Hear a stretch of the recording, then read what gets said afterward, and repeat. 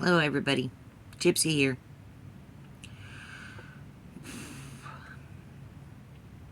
I want to tell you a little bit about my journey, my spiritual journey. My mother was a Protestant and had me baptized as a baby. My dad was an atheist. He wanted to go fishing on Sundays. Didn't believe in heaven or hell. Just figured when you die, that's it. It's over. On the other hand, myself, the only religion I was exposed to was when I spent the night at a friend's house on the weekends and went to church with them on Sunday. I had friends in all different religions, so I was exposed to many different religious faiths growing up as a child. So I was able to absorb the different teachings in each different church that I went to. From Catholic, Protestant, Holy Rollers. Those are a few.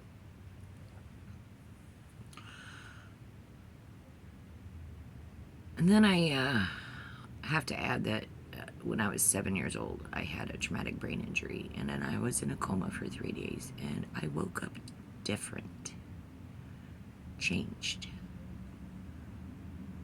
My normal abilities of being able to see things that other people couldn't see was heightened. It's like during those 3 days, I was being educated and programmed in things that a 7-year-old shouldn't know. But I did. Books. I lived in a world of books. I was isolated. I had no friends my age anywhere in my neighborhood. I had to drive 20 miles to get to my friends.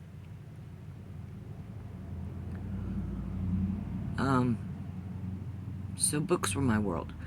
And the books in our house were educational books. No fiction. No stories. Well, maybe historical stuff.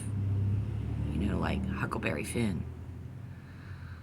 You know, of course I read all of those, but I'm talking about like Mysteries of the Unknown and Wonders of the World and National Geographic, you know, books, encyclopedias. We had Encyclopedia Britannica, which most kids today don't even know what that is. I grew up with a rotary phone. We had to remember phone numbers in here. I'm a Gen Xer. I promise you, there's nothing that you kids are dealing with that we haven't already tackled. Okay? Bike helmets were created because of our generation. Seatbelts were made requirement because of our generation. Okay? We were the kids that raised ourselves. So there's nothing that you can put in front of us that we can't figure out one way or another. So you're dealing with a whole different monster when you're dealing with Gen X. And yeah, some of us can be monsters because we're not afraid of falling down and getting hurt, because we all did. We all burned our butts on that metal slide on the playground. We all got bumps and bruises when we fell off the merry-go-round. What did we do? We got up and got back on. We didn't go running home to Mama, because Mama would have said, get out of the house. Don't come home till the street lights turn on. That was true. So my spiritual journey didn't really exist as far as religion goes. I had to find out who I was on my own without guidance.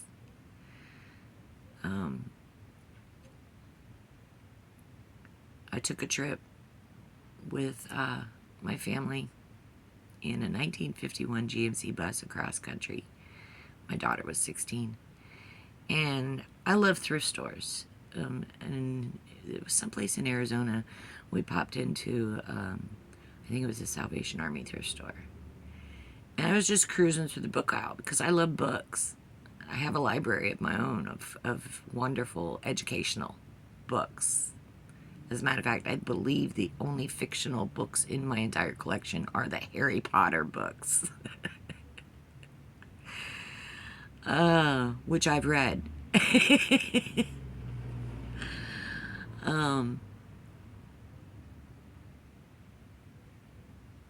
A book caught my eye, and it was only 50 cents.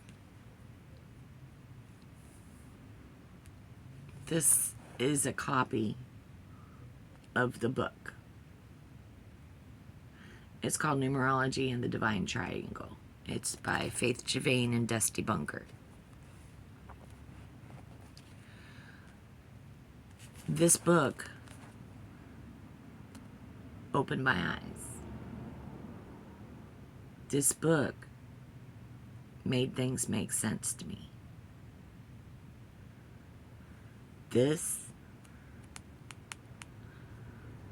one simple symbol connected the dots for me. And I think it would help you too. What's great about this book is it's a 2-part book. What people don't realize, numbers are the universal language. No matter where you go in the cosmos, 1 and 1 is still going to equal 2. So information is moved through numbers. Take the tarot cards. They're each numbered because each number is a different vibration. A different vibration affects you. Funny thing is about this book, the back half of it is the tarot cards.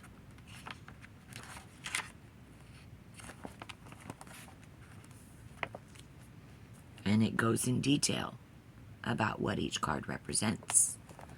And it goes into detail about all the symbols on each card and what they represent.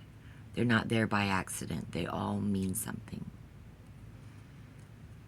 So when you do card readings, it helps to completely understand what that card represents. I used to be really good with them, but over the years I've had a lot of AFib attacks, which cause my heart to stop and I lose consciousness. I literally drop dead for about 6 to 8 seconds. And this has happened at least 100 times in my life. And my short-term memory has been affected. So I have problems remembering what these cards mean. Even though I know them, sometimes when I'm doing a reading, my brain will hit a glitch and I'll draw a blank. And I won't remember what this means. So I'm uncomfortable doing readings right now until I can get a deck of cards that actually has its meaning printed on the cards. So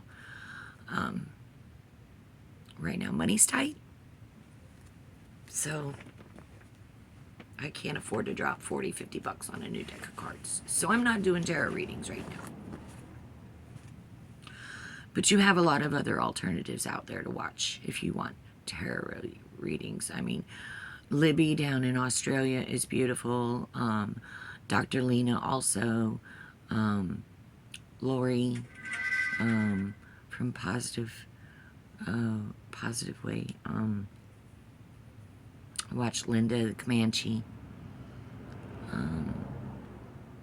Whimsy. Dr. Whimsy. Oh my Lord. She lives right here in Portland. She's 100 miles away from me. They're all good readers and they're all good intuitives, and everyone brings something different to the table.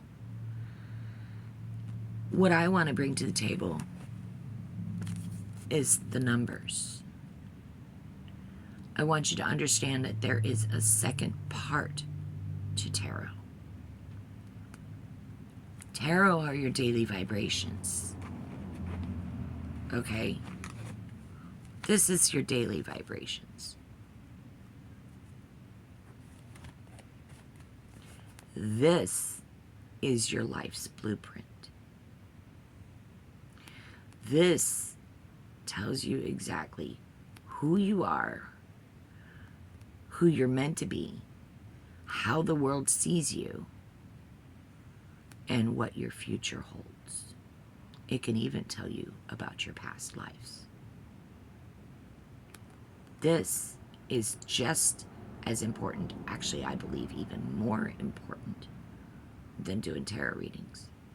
If you don't understand who you are and what your purpose is, how do you know what you're supposed to do next?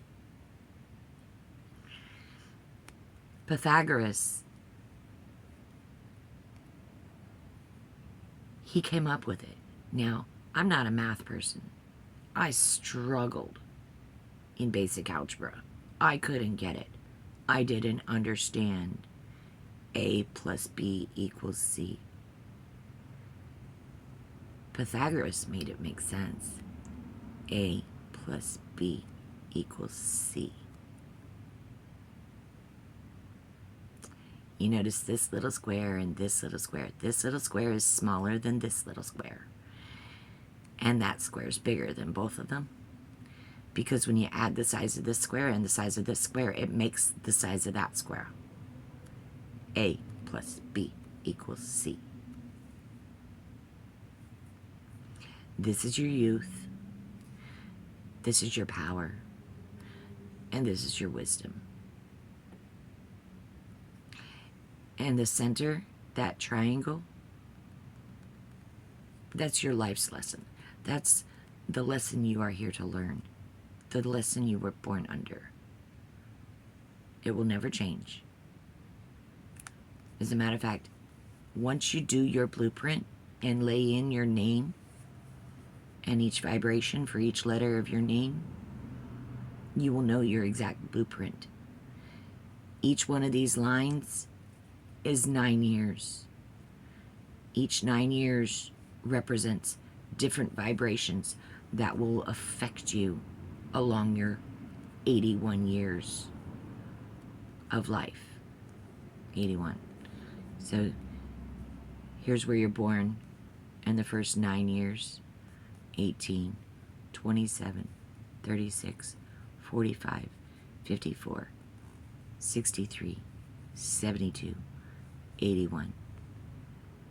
We get 81 years to figure out our purpose and walk our path of destiny. If we get it right, if we lead a positive life, we get to start that youth square again. If you get it wrong, you go this way. That's Alzheimer's and dementia. That's a horrible ending for your life. And you will probably have to come back and repeat some of it. The parts you got wrong, you will have to repeat until you get it right. People don't understand that this journey of life is like going to finishing school or college, higher education, 4-year degree, but we get 81 years to do it.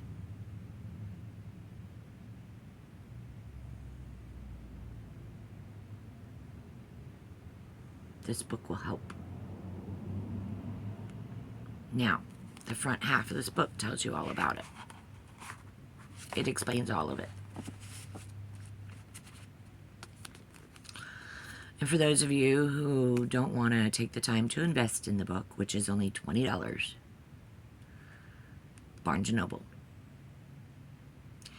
Actually, it's $19.99 USDA.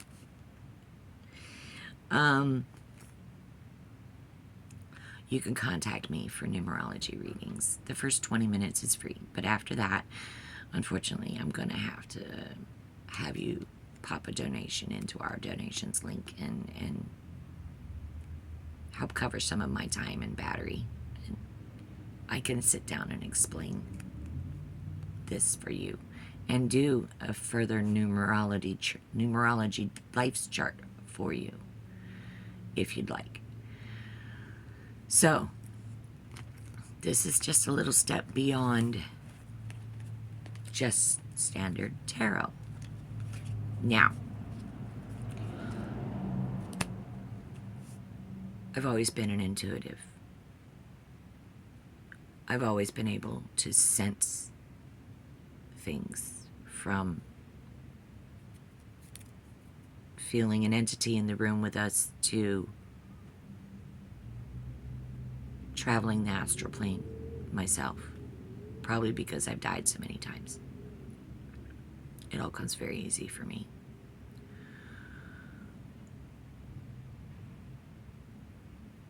I have searched the tools of the past of our ancestors to decide which tools work best for me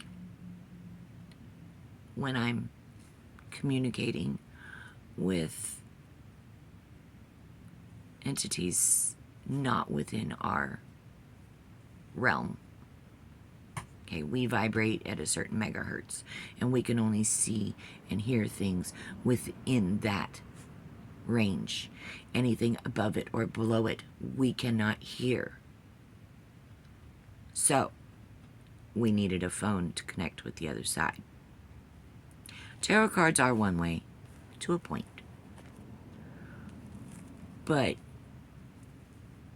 what I found that actually works for me is my pendulum.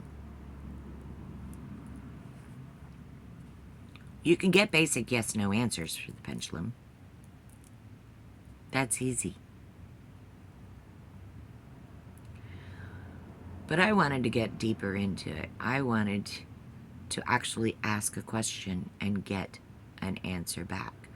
Because people ask me, how do you know who you're talking to?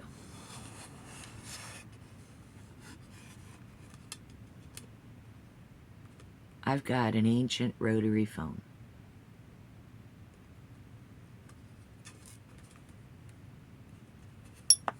Let me turn it right side up. It has all the letters of the alphabet and the numbers. It also has the moon symbols. It has yes, no, and it has rephrase and maybe. Okay? It's a rotary phone. When I use this with my pendulum, and I'm talking with my spirit guides, I can ask them specific questions that require them to give me letters. And I've been able to ask questions of my spirit guides to find out exactly who they are. As you can see, it is spinning. It's just spinning in a circle right now. Oh, nope. Now it's going to go to a yes.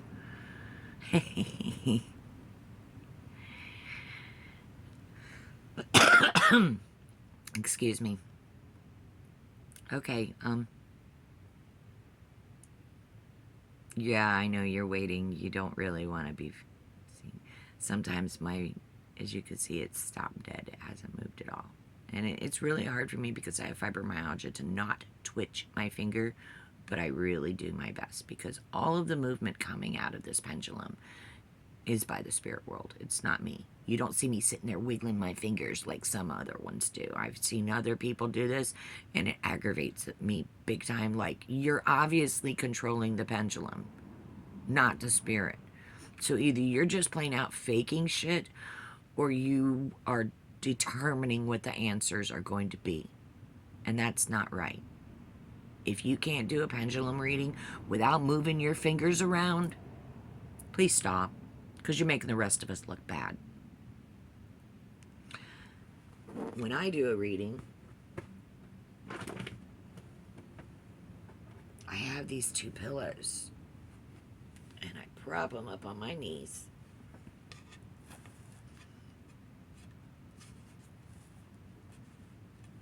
Let me see if I can get this up high enough for you to see.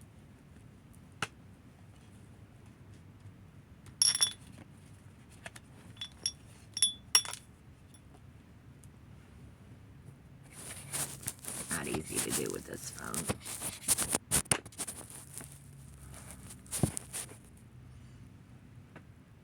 That's better. When I do a reading,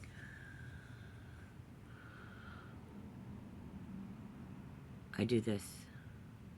I prop my elbows up on my hands, and I hold them as still as possible.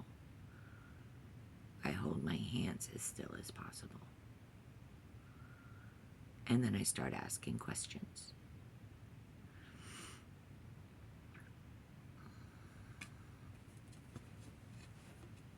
Let's see if we can get someone to talk to us this morning.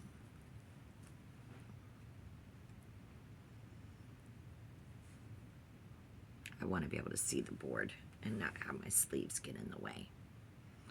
So, I'm propping my hands up. As you can see, I'm not moving. But the pendulum is.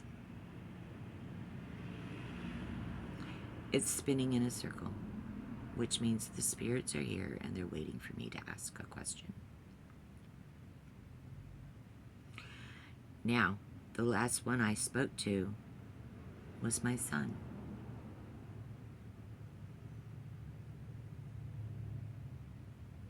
Let's see if he's here. Raymond, are you here?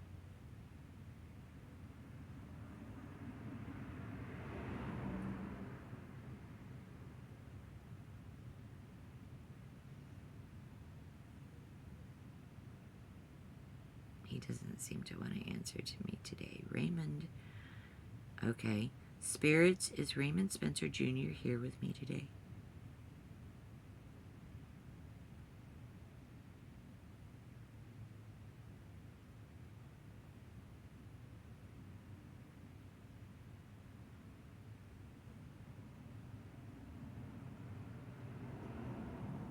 It's not like dial-up. It's not like you can just dial the phone and instantly get an answer. Sometimes you have to be patient and wait for them to come forward and decide that they want to talk. Raymond Spencer Jr., I'm calling you forward. Are you here with me today?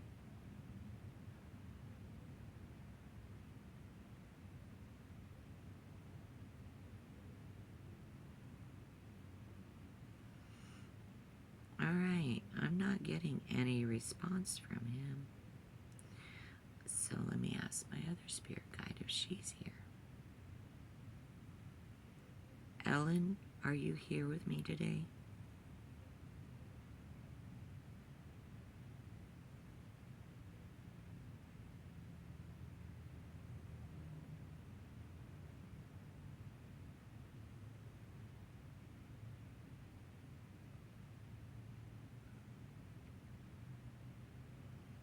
And that's a slow yes. She's here, but she's standing in the shadows.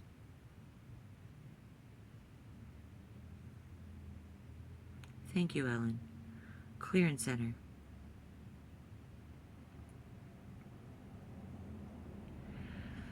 Ellen, is my son here with us today?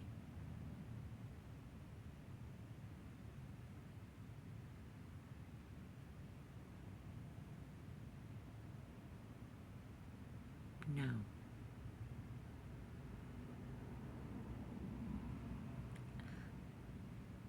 So, who's Ellen? Ellen told me her name. I knew Ellen. I've known Ellen. She's been with me for many years. I didn't know her name until I got this pendulum board.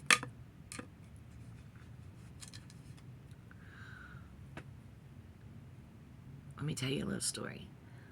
I was scrolling through YouTube just checking out stuff. I like watching ghosts hunting, paranormal, Bigfoot, you know, stuff like that. I like watching those shows because It's entertaining watching grown men get the poop scared out of them. There, I said it. Angelo, Lomar. I love him.